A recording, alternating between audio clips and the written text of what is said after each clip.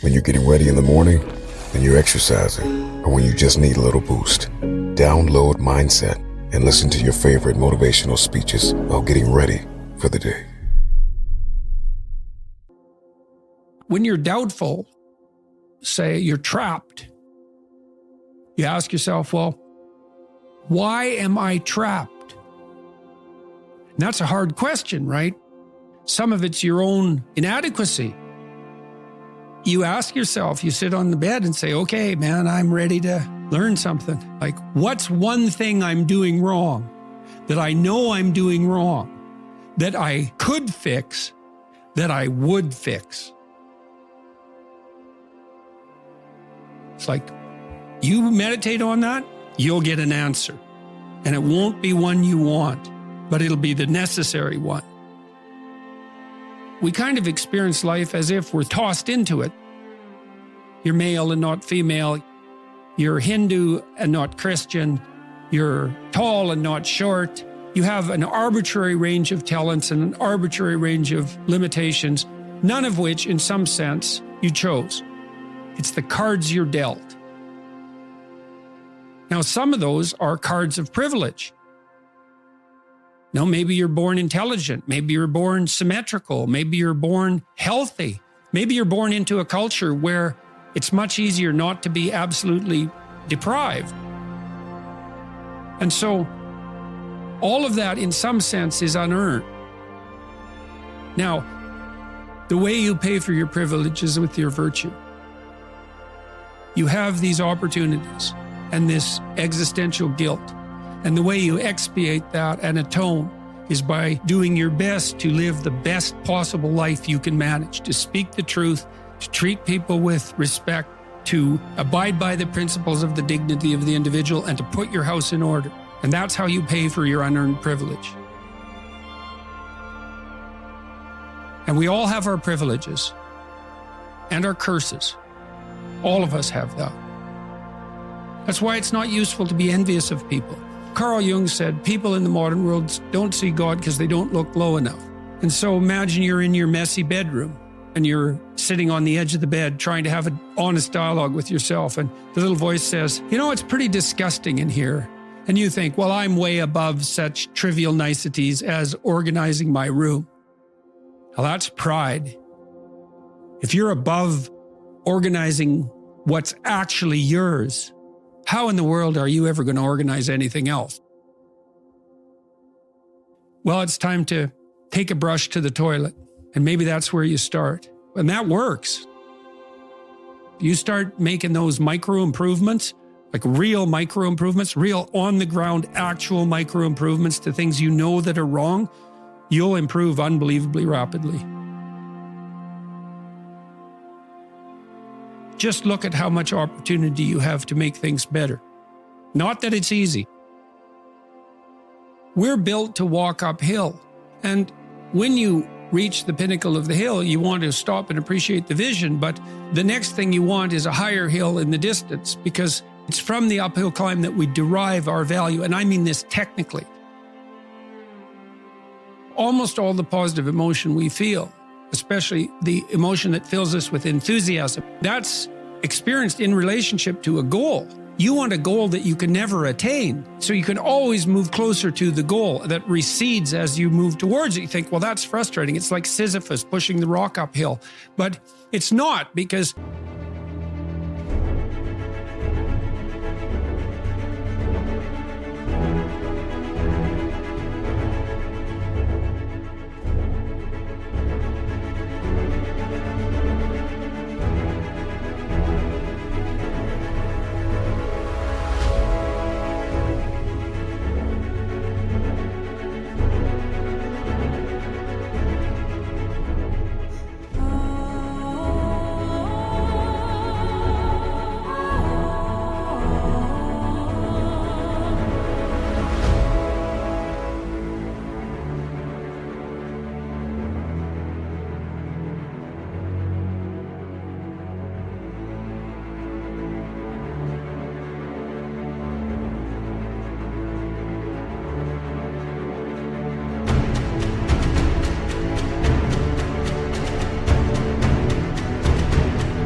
as you pursue that goal, you put yourself together and your life does get better and richer and more abundant.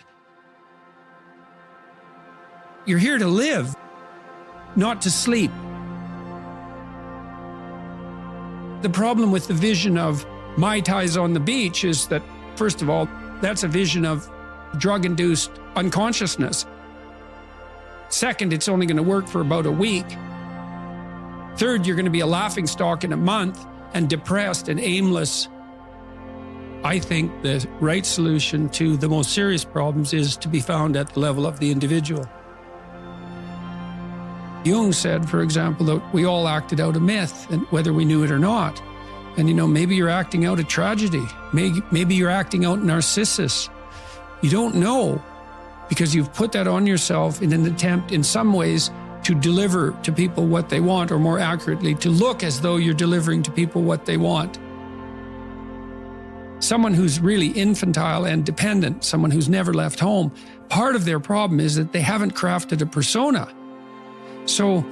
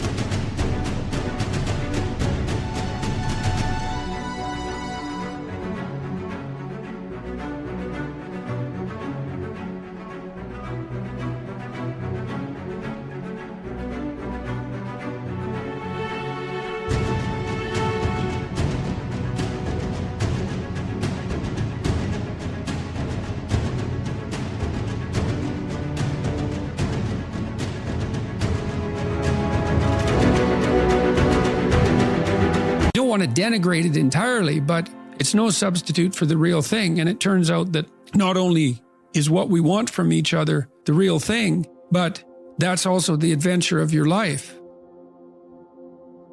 If you aren't truthful, and that means, unfortunately, especially at the beginning, when you start to be truthful, it means deeply coming to terms with your inadequacies in humility. So it's very painful. Without that, you don't have the adventure of your life. You have the role that you've acquiesced to.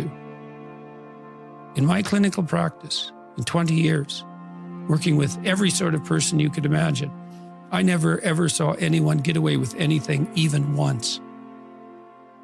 We're all subject, not least, to the judgment of our own conscience. Try to escape from that. No one can escape from that. We have to contend with that wisely. And then you ask, well, how do you contend with things wisely? And I would say, well, don't pollute your thoughts with deceit. You compromise your own wisdom.